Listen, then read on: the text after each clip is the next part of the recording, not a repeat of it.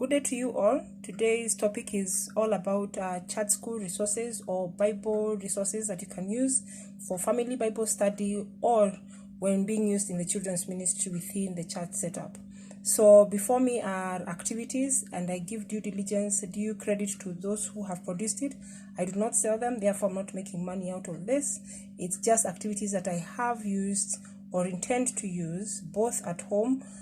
In case in point, this I believe will go to my nephews, so they will have it on their wall or where they choose to have it, and still it can be used within the Sunday school setup for the teachers.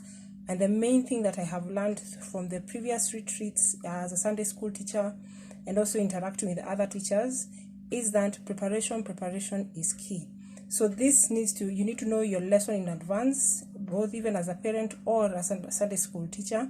And then you print out, and I said, this is not my work. I'm giving due diligence and due credit to those who have done it.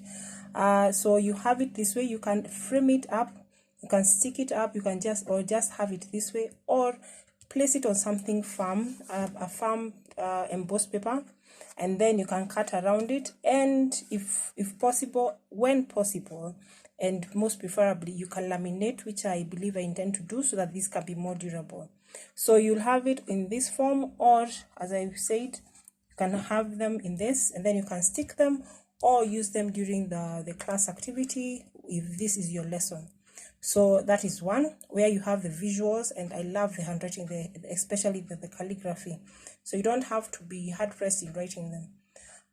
So that's the 10 Commandments. Another way to get the children to know about the 10 Commandments is have them in strips. So this is the printed copy.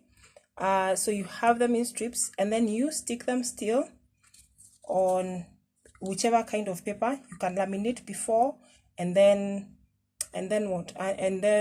cut them into strips, or just have them this way and keep them nice and tidy. So you have the 10 commandments in strips.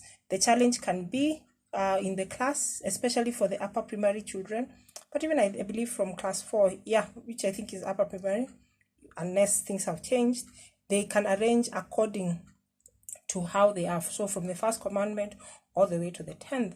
So you can, as the children come in, you can either give them one by one, or you can give them as a group activity. So you can split either 5, or each of them has 10 to the 10 commandments, and then you give them a timer, and they're supposed to arrange them in order. And then especially for the upper classes, from class 6 all the way up 5, 6, 7, where the competitive spirit is really part of who they are. So you can cut them in strips, and you can have it as a game, as a way to just have fun within the church school setup, or even as a parent or a guardian, you can help a child learn more about the 10 commandments.